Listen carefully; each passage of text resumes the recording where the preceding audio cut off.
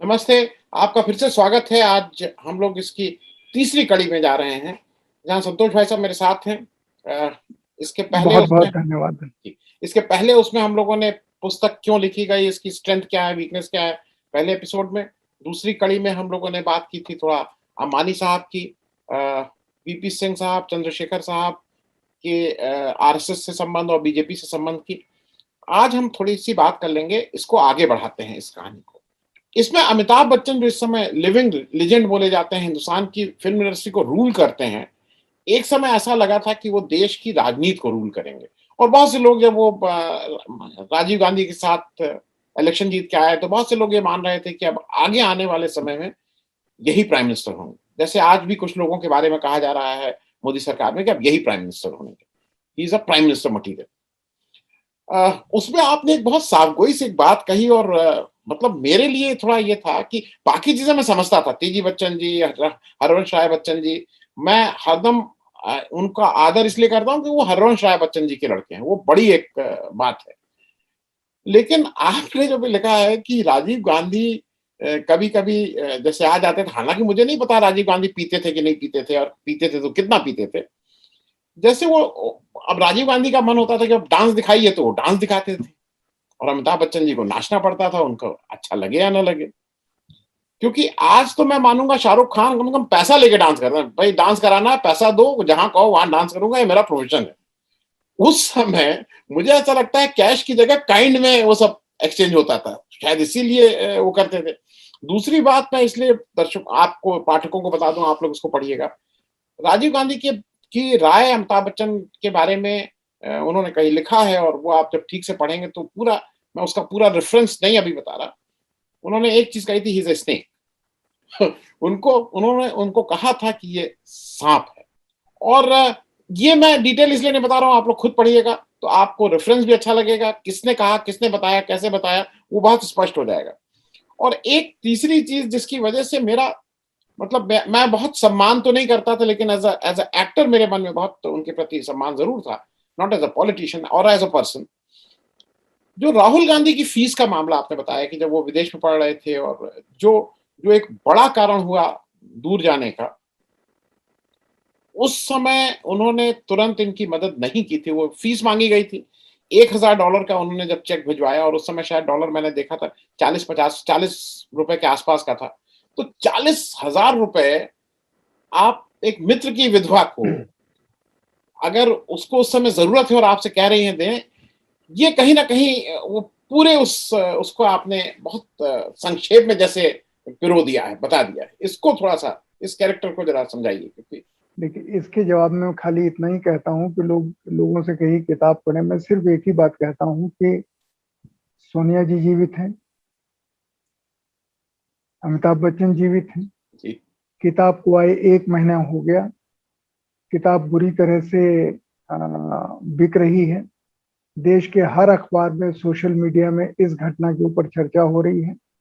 अब इनमें से किसी ने इसका खंडन तो अभी तक किया नहीं है और चूँकि अब तक आनंदवर्धन जी नहीं किया है, तो मैं मानता हूँ कि आगे अगर कोई खंडन करेगा तो वो एलिबाई होगी, जी, वो झूठ होगा। जी, लेकिन अब तक और मैंने जो घटनाएँ लिखी हैं, हर एक घटना में कौन वहाँ पर गवाह था, मैंने ये भी लिखा है।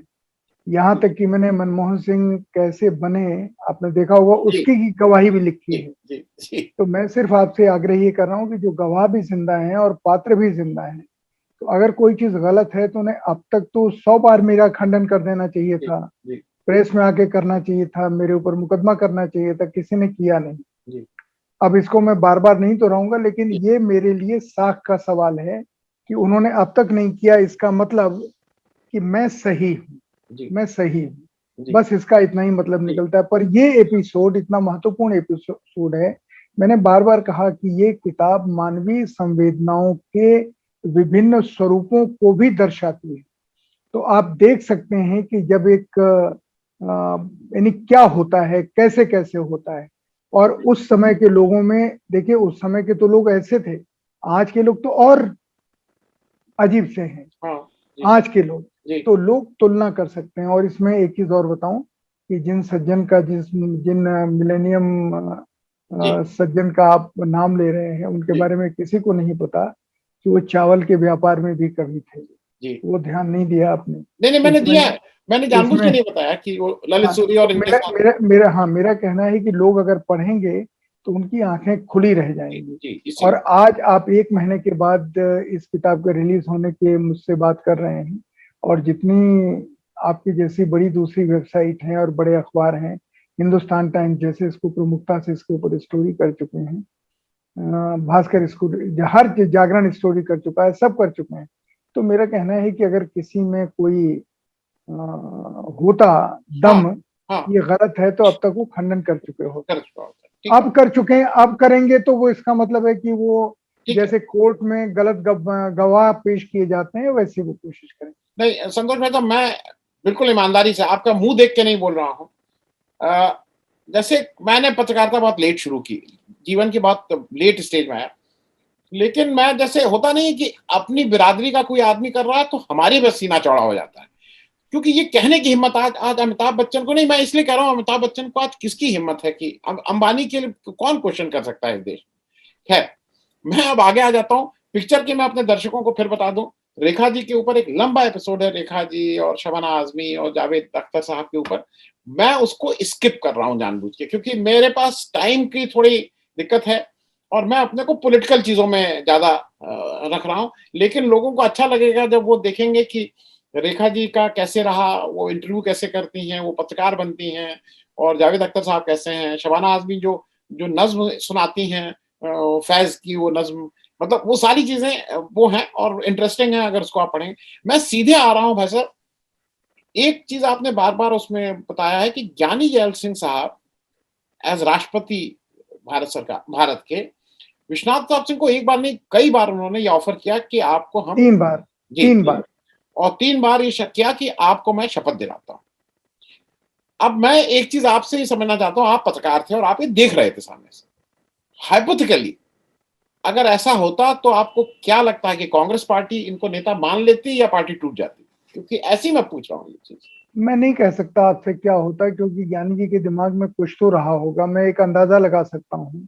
लेकिन पहली चीज तो ये बताऊं कि ज्ञानी जी ने खुद उस समय के रक्षा मंत्री को, वो रक्षा मंत्री के पद पे थे, जी, 10 अप्रैल 1987 को, जब ज्ञानी जी ने पहला प्रस्ताव, गैलेंट्री अवार्ड्स खत्म हो गए राष्ट्रपति भवन में, और रक्षा मंत्री सबके जाने के बाद रोका। नमस्कार करके चलने लगे, उन्होंने रोक लिया और बैठ के उनको प्रस्ताव दिया। दूसरी बार उन्होंने अरुण नेहरू के जरिए भेजा, तीसरी बार मेरे जरिए भेजा जी, उनके पास। और इतना वो सब मुझे नहीं पता, उनके उस समय त्रिलोचन जी अभी जीवित हैं, उनको ये सारी घटनाएं मालूम है नहीं मालूम है, मुझे नहीं लगता मालूम होगी, क्योंकि वो कह सकते हैं कि मैं तो था साथ में, जी, लेकिन मैं इसीलिए कह रहा हूँ उनको पता ही नहीं। लेकिन हाँ, मुझे लगता है ज्ञानी जी के दिमाग में नेशनल गवर्नमेंट रही हो, क्योंकि उस समय ज्ञानी जी को लग रहा था कि साख खत्म हो गई है प्रधानमंत्री की। अगर इस समय हम नेशनल गवर्नमेंट बना देंगे, जिसका प्राइम मिनिस्टर हम वीपी सिंह को बना देंगे, तो अगर ये 2 महीने 3 महीने साल भर भी चला सके, तो देश में एक दूसरी स्थिति पर, ऐसा मुझे लगता है।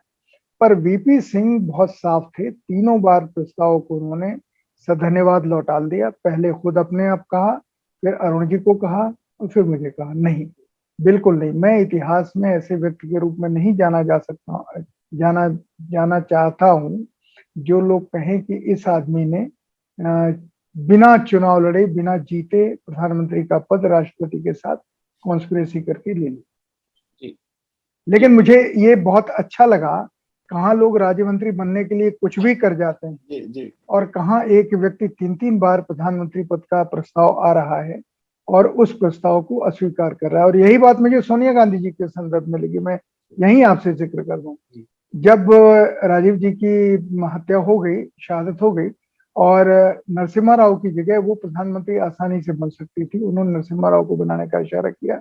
और 2004 में तो थाली में आरती के साथ ये प्रस्ताव वीपी सिंह ने भेजा था सारे अपोजिशन की तरफ से कि आपको प्रधानमंत्री बनना है। लेकिन वो आखिर में, मैंने कारण लिखा है कि क्यों जी, प्रधानमंत्री नहीं बने।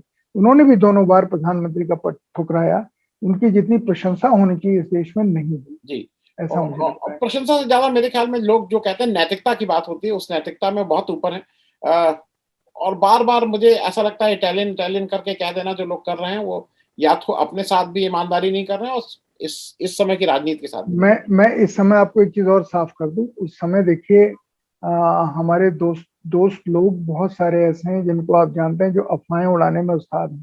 जी उस समय इन्होंने अफवाह उड़ाती थी, जिसका मैं मतलब एक पत्रकार के नाते नहीं, हाँ, अपनी पूरी ईमानदारी से खंडन करता हूं कि राष्ट्रपति कलाम ने कभी कहा ही नहीं कि ये विदेशी मूल की हैं, मैं इनको शपथ नहीं दिलाऊंगा। जी और मेरी एक फोटो है, कलाम साहब भाषण दे रहे हैं, मैं बैठा हूँ, वीपी सिंह हैं, गुजराल साहब हैं, चंद्रशेखर जी हैं, देवेगौड़ा जी हैं, और उस समय के उपराष्ट्रपति भैरव सिंह शेखावत हैं। तो कलाम साहब से मेरी नजदीकी आप अंदाजा कर सकते जी हैं। नहीं जी तो जी जी इन जी सारे लोगों से नजदीकी नहीं होती तो मैं वहां होता नहीं, जी और जी मैं प्रमुख रूप से बैठा हूँ। जी तो कलाम साहब ने कभी ये कहा ही नहीं। जी कलाम साहब ने, सोनिया गांधी ने मना किया, प्रस्ताव सोनिया गांधी ने मनमोहन सिंह जी के लिए कैसे करा दिया, वो लोग किताब पढ़ेंगे तो जी जानेंगे। जी और ये देश में पहली बार इस किताब के जरिए ही लोगों को जानकारी मिल रही है। जी जी। मैंने इसलिए इस बात को, इस एक जिक्र को छेड़ा कि ये भी एक चीज पता लोगों को रहना जरूरी था। मैं एक और, भाई साहब, एक और, मैं उसके बहुत डिटेल्स इसलिए नहीं बताता हूँ क्योंकि कुछ लोग अपना भी करें, और शायद मुझे लगता है कि हो सकता है उनको लगे कि नहीं, पढ़ेंगे तो उनको आनंद ज्यादा आएगा, क्योंकि उसका एक फ्लो है, उसका एक किताब में वो फ्लो, कहीं जो संपादक हैं आपकी, उन्होंने बहुत अच्छा काम किया है। मैं एक और चीज कर रहा हूँ, बाला साहब ठाकरे जिनकी तूती बोलती थी, और जिनको, मतलब मैं भी व्यक्तिगत रूप से तो नहीं, लेकिन जॉर्ज साहब की वजह से, जॉर्ज फर्नांडिस साहब की वजह से इन लोगों का आपस में संवाद होता था, एक दूसरे से, वो भी था, विपक्ष भी था, एक दूसरे के विरोधी भी थे, लेकिन संवाद भी था।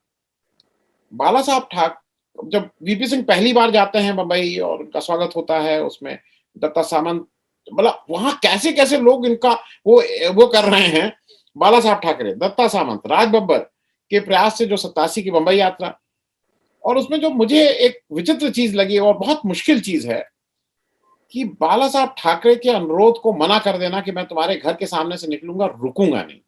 और सिर्फ यही नहीं, मैं इस समय शायद ये ठीक नहीं रहेगा कि अगर मैं उनसे फोन पे भी बात कर लूं।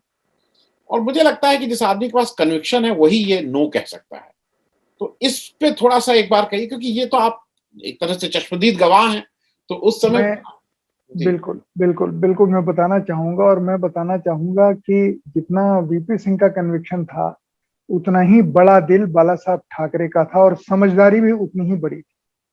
जो मैंने इस किताब में लिखी है जी कि जब राज बब्बर गए बाद में बाला साहब के पास और उन्होंने बताया कि वीपी सिंह जी ने शायद इसलिए आपको मना किया, तो हाँ उन्होंने कहा कि वीपी सिंह सही कह रहे हैं, जी उनको मुझसे इस समय बात नहीं करनी चाहिए। हाँ वो बिल्कुल सही राजनीतिक रूप से कह रहे हैं। आप सोचिए, जिन बाला साहब को लोग इतना कट्टर और इतना एक पक्षी दिमाग का मानते हैं, वो आदमी कितने बड़े दिल का था जी कि जी उसने इस सारी चीज को अपना अपमान नहीं माना, बल्कि वीपी सिंह की ईमानदारी माना।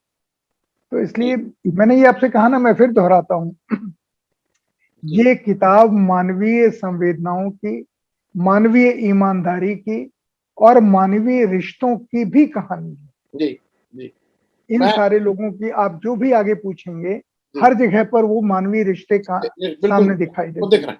रहे हैं। जी मैं इसी इसी सिलसिले में एक और, क्योंकि वो भी लोगों को याद है, असल में क्या है कि आपने जो भी घटना की है वो सबने, मतलब सबने पेपर में पढ़ा है, या वो तो कोई नहीं, लेकिन उसके ये जो पर्दे के पीछे कह लीजिए, या उसके जो बैकग्राउंड में वहां तक पहुंचना, वो सब चीजें थोड़ी मतलब अच्छी बन गई हैं, इंटरेस्टिंग है। एक और आपने सेंट किट्स बोलते हैं या सेंट किट्स बोलते हैं, जो भी है, उस पूरा मामला चंद्रा स्वामी और नरसिम्हा राव का, और फिर एमजे अकबर साहब कैसे भेजते हैं, ये एक नई जानकारी है। थोड़ा सा सेंट किट्स वाले में एक वो करके, क्योंकि बाकी मैं हर हर दर्शक से कहूंगा, किताब खरीदिए, पढ़िए, पढ़ के किसी दूसरे को दीजिए, और उसको भी पढ़ने दीजिए। जी सेंट किट्स बहुत छोटा सा द्वीपनुमा देश है। यहाँ ये हिंदुस्तान में तय हुआ, प्रधानमंत्री राजीव गांधी थे और नरसिम्हा राव विदेश मंत्री थे, तो शायद इन लोगों में तय हुआ कि किसी तरीके से वीपी सिंह की ईमानदारी की इमेज ध्वस्त की जाए। अब उसमें दो उनके मददगार सामने आए। एक तो हमारे जो सीनियर और हमारे एडिटर, और जिनकी मैं इतनी प्रशंसा कर रहा हूँ, श्री एमजे अकबर साहब, और दूसरे कभी एमजे अकबर के जूनियर रहे, लेकिन उस समय दिमाग से कांग्रेस के प्रति समर्थन रखने वाले और हिंदुस्तान टाइम्स के एडिटर जी श्री सुब्रत भट्टाचार्य। सुब्रत भट्टाचार्य यहाँ से गए और वहां जाकर के एक वीपी सिंह का एक पासपोर्ट बना। उस पासपोर्ट के आधार पर सेंट किट्स में एक अकाउंट खोला गया जिसमें $1 लाख जमा कराए गए और हिंदुस्तान में उसका शोर हुआ जी कि वीपी सिंह के नाम फॉरेन में अकाउंट है जो उनका लड़का ऑपरेट करता है, बड़ा वाला अजय। इस तरीके से कहानी थी। हम सब परेशान हो गए। हमने कहा ये खबर है और हम लोगों को पता नहीं, इतनी बड़ी खबर। तो जी हमको लगा कि भाई एमजे अकबर बड़े जर्नलिस्ट हैं, सुब्रत भट्टाचार्य बड़े, हो सकता है इनको पता हो। जी तो वीपी सिंह ने कहा कि ये है तो झूठ, लेकिन ये कैसे हुआ। संयोग की बात कि तीसरे दिन ये पूरी खबर आ गई कि उनके पासपोर्ट से अकाउंट खोला गया और पासपोर्ट की कॉपी छप गई। जी वीपी सिंह ठठा करके हंसे, कहने लगे ये बेवकूफ लोग हैं, इनको ये भी पता नहीं कि जालसाजी कैसे करनी थी। क्या हुआ आनंदवर्धन जी, वीपी सिंह ने जिंदगी में कभी अंग्रेजी में दस्तखत नहीं की, जी हमेशा हिंदी में की। जी और इस पासपोर्ट पर इन लोगों ने ये समझा, जिन्होंने कॉन्स्पिरेसी की थी, कि जाहिर है पासपोर्ट का मसला है, वीपी सिंह ने अंग्रेजी में ही किया। उन्होंने अंग्रेजी में दस्तखत कर दिए वीपी सिंह के फोर जो पासपोर्ट बना। यहां से वीपी सिंह बचे। जी उन्होंने कहा कि ये मुझे आप क्या पकड़ेंगे, जब पासपोर्ट पे मेरे साइन ही नहीं है तो इसका मतलब ये नकली है। तो ये कोशिशें होती रहती थी। अब वीपी सिंह को सभा में सांप छोड़े जाते थे, उन्हें गिराने की जी कोशिश होती थी, ये सब होता था। मैं एक और आपसे समझना चाहूंगा वैसा, क्योंकि मैं तो, मेरा कोई उनको जानता नहीं था, दूरी से जितना पढ़ा है और जितना इन लोगों से सुना है, वो एक हिंदुस्तान की इस राजनीति के समय के एक कैरेक्टर थे हमारे अरुण नेहरू साहब। अब ये अरुण नेहरू साहब मुझे आज भी नहीं, क्योंकि जैसा आपने लिखा कि वो एक आपको लेके उनके एक मन में दुर्भावना कह लीजिए या तल्खी कह लीजिए क्यों रहती थी, आपको भी नहीं पता है, क्योंकि आपने साफ-साफ लिखा है कि आपने एक बार भी कभी भी, भई आपसे क्या मतलब, वो उनके सलाहकार, अगर वीपी सिंह उनकी सलाह ले रहे हैं तो। ये अरुण नेहरू मैं इसलिए कह रहा हूँ क्योंकि अ, वीपी सिंह का एक विशाल व्यक्तित्व मुझे भी समझ में आता है। मतलब मैं उनको गेम चेंजर बोलता हूँ। इस देश का उन्होंने गेम चेंज किया। लेकिन कहीं पे वो अरुण नेहरू जैसे लोग और इस तरह के लोगों को अगर कहीं उनकी सलाह लेते हैं तो मुझे नहीं समझ में आता है ये क्या कैरेक्टर का कहीं वीकनेस थी कि मजबूरी थी, क्या था? अरुण नेहरू की वो सलाह लेते थे जब सरकार बन गई तब। उसके पहले उन्होंने अरुण नेहरू की कभी सलाह ली नहीं। जी, आरिफ मोहम्मद खान साहब अभी राज्यपाल हैं, जी, सत्यपाल मलिक साहब राज्यपाल हैं। जी, ये अरुण नेहरू जी के बहुत अच्छे मित्र थे, आज भी हमारे बीच में हैं। जी, असल में अरुण नेहरू जी का व्यक्तित्व तो एक जिसको कहते हैं ना, एक ऐसा डायनेमिक पर्सनालिटी उनकी थी जो किसी भी चीज को अपने कब्जे में ले लेती थी। इतना एग्रेसिव थी उनकी पर्सनालिटी। और वो इस तरीके से एनालाइज करते थे। वही राजीव गांधी के यहाँ हुआ जिससे राजीव गांधी का और उनकी दूरी बढ़ी। नहीं तो इंदिरा जी ने तो अरुण जी को राजीव गांधी को संभालने के लिए भेजा था कि लोग इनको बहका न दें। जी, पर राजीव गांधी और अरुण नेहरू में दूरी इसीलिए बढ़ गई, उन्होंने सब कुछ अपनी कब्जे में लेने की कोशिश की। जी, जी, वो वहां से रिजाइन करके आए, तो चूंकि कांग्रेस से रिजाइन करके आए थे तो वीपी सिंह बहुत मानवीय आदमी थे, वो हर एक से राय लेते थे, उन लोगों को बुला के राय लेने लगे। तो वीसी शुक्ला और अरुण नेहरू साहब, सतपाल मलिक साहब और आरिफ मोहम्मद खान, ये सब वीपी सिंह जी के पास आके उनको स्ट्रेटजी और कदम क्या क्या सुझाते थे। मुझे लेकर के अरुण नेहरू के मन में, देखिए बड़ी अजीब चीज होती है, आप रस्सी को सांप समझ लें। उन्होंने वीपी सिंह से, इन लोगों के मन में ये हुआ कि वीपी सिंह वही काम करते हैं जो हम लोग उनसे नहीं चाहते हैं, वो क्यों करते हैं। अच्छा, होता ये था कि चौथी दुनिया उस समय बहुत ही अपने उसमें था। चर्चित अखबार था। हाँ, जी, और मैं वीपी सिंह के साथ दिखता था, लेकिन मैं वीपी सिंह के अखबार वीपी सिंह के साथ नहीं था। और मैं जो एडिटोरियल लिखता था, इतना चैलेंजिंग लिखता था वीपी सिंह के लिए। और वीपी सिंह, क्योंकि मैं वीपी सिंह का दिमाग संयोग से वैसा ही चलता था, वीपी सिंह उसी के ऊपर कदम उठा लेते थे। तो इन लोगों को लगता था कि मैं राय देता हूँ। जी, अरुण नेहरू ने वीपी सिंह से एक बार कहा कि हम आपके घर नहीं आएंगे अगर संतोष यहाँ है। अब आप ये सोचिए कि आपकी सिर्फ मुझसे बात होती है, उदाहरण दे रहा हूँ, ये जो भी हाँ, दर्शक हैं, जी, जी, और मैं जाके उनसे कहूं कि तीसरा आदमी आपको भड़का रहा है, तो और कोई जाने या नहीं जाने, आप तो जानेंगे ना। जी, जी, जी, मैं शिकायत कर रहा हूँ और तीसरे आदमी का नाम ले रहा हूँ, तो आप तो जानेंगे कि इसने मुझे नहीं भड़काया। हाँ, तो वो समझ, और तीन ही लोगों का जिक्र हो रहा है, हाँ, हाँ, मुख्य पात्र का, हाँ, और मेरा, और तीसरे व्यक्ति का। तो उसमें वीपी सिंह तो पहले ही दिन समझ गए थे कि ये लोग कुछ गड़बड़ करना कर रहे हैं या इनकी समझदारी नहीं। तो उन्होंने, मुझे ये पता चला कि अरुण नेहरू ने शर्त रखी कि हम आएंगे ही नहीं आपके यहाँ, तो मैंने जाना बंद कर दिया। मैंने कहा इनको क्यों संकट में डालूं। 7 दिन के बाद मिसेस वीपी सिंह का एक दिन फोन आया कि आप कहाँ हैं। मैंने कहा दिल्ली में। कहा ये पूछ रहे थे, राजा साहब पूछ रहे थे कि संतोष क्यों नहीं आ रहे हैं। तो मैंने कहा भाभी मैं सोचता हूँ कि मैं नहीं हूँ तो अच्छा है, नहीं तो थोड़ा सा अंदर कुछ गड़बड़ हो रही, नहीं आप आके मिल लीजिए शाम को। तो मैं गया।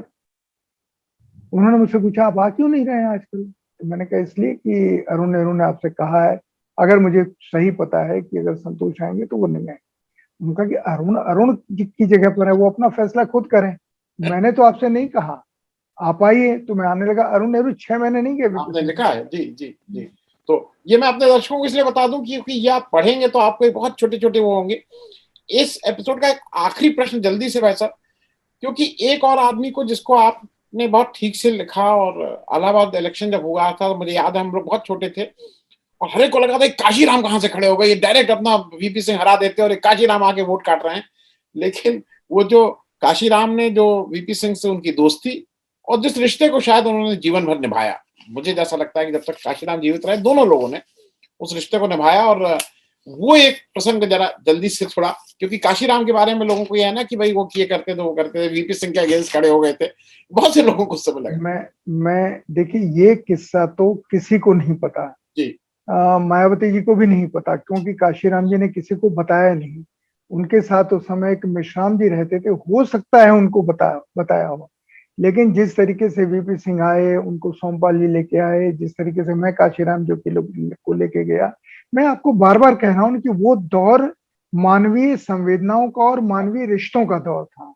और काशीराम जी ने जो कमाल की बात की, जब वीपी सिंह ने कहा कि आप हमारे लिए ये कर दिए, तो उन्होंने कहा कि मैं ये नहीं करूंगा लेकिन मैं ये कर सकता हूँ। तो इसके लिए लोग, आप किताब में पढ़ेंगे तो देखेंगे भारतीय राजनीति के इतिहास में कैसी कैसी घटनाएं बदलने वाली होती हैं। पर बड़प्पन की बात वही है जो आप कह रहे हैं। जी, काशीराम ने अपनी पूरी जिंदगी कभी इस घटना को लेके वीपी सिंह के ऊपर एहसान नहीं तोड़ा कि अगर मैं लड़ता तो तुम्हारे जीतने की में इतने वोट कम हो जाती या हवा दूसरी हो जाती, कभी नहीं कहा। जी, वीपी सिंह ने भी कभी काशीराम जी को लेकर के इस घटना का इसलिए जिक्र नहीं किया क्योंकि वीपी सिंह ने काशीराम जी से जो संवाद किया था, और उस समय काशीराम ने ये शुरू के 45 मिनट तो वीपी सिंह को यही समझाया था कि किस तरीके से एक पेन लेकर के, इस तरीके से पेन लेके कहा कि ये इधर नीचे जाता है, वो उधर जाता है, और ये अरे, अरे, समाज है। हाँ, अपना थ्योरी पूरी समझाए। इसको लिटा दो तो बाद में बाद में ये बातचीत हुई, जी, लेकिन दोनों के बीच में इतना अपनापा रहा, इतना अपनापा कि काशीराम जी के नाम की जो किताब, अब हमारे मित्र हैं अरुण अरुण पांडे जो अब नहीं हमारे बीच में है, उन्होंने लिखी थी, उसका विमोचन वीपी सिंह के घर में हुआ। जी, उस जी, किताब का जी, जो राजकमल ने छापी, जी, लेकिन अरुण पांडे ने लिखी थी, बहुत अच्छी किताब लिखी, वो सीरीज ही पूरी अच्छी थी। अमरीश ने उसमें लिखा, अभय दुबे ने लिखा है, अलग अलग लोगों के ऊपर। तो मैं सिर्फ ये कह रहा हूँ कि इस किताब को और किसी नजरिए से आप पढ़ें ना पढ़ें, लेकिन इसको इंसानियत के नाते, मानवीय रिश्तों के नाते, मानवीय संवेदनाओं के नाते इसको अवश्य पढ़ना चाहिए, जी, और नौजवानों को पढ़ना चाहिए, क्योंकि देश उन्हें संभालना है, राजनीति में उन्हें आना है, फिल्मों में उन्हें जाना है, सेना में उन्हें जाना है। तो देखें कि सेना को भी वीपी सिंह ने कैसे संभाला। जी, जी, तो जी, ये सारी चीजें हैं जो मैं इसीलिए आपसे अंत में कहता हूं कि आज के एपिसोड में, मुझे नहीं पता आप अगला करेंगे या नहीं करेंगे, लेकिन आज मैं ये कहता हूं कि नौजवानों के लिए ही मैंने ये किताब लिखी है। जी। उन्हें इन सारी चीजों को जानने की बहुत जरूरत मैं तो बहुत-बहुत धन्यवाद, आप बिल्कुल ही नहीं, आप जब ये बता रहे हैं तो एक तरह से इतिहास फिर से दोहराया जा रहा है और मैं तो इसको इसलिए मानता हूँ एक डॉक्यूमेंटेड हो जा रहा है। हम रहे ना रहे आज से 10 साल 20 साल बाद, किसी को कुछ अगर रेफरेंस पॉइंट हो जाएगा तो अपनी तो, अगर मुझे मुझे ये लगेगा ये करना वो हो गया आज से 10 साल बाद जब कोई क्लिक करके इसको खोलेगा और देखेगा कि उस समय क्या था। अगले एपिसोड तक के लिए आप सब लोगों का हमारे साथ रहने के लिए बहुत-बहुत धन्यवाद। Thank you so much. सबको धन्यवाद।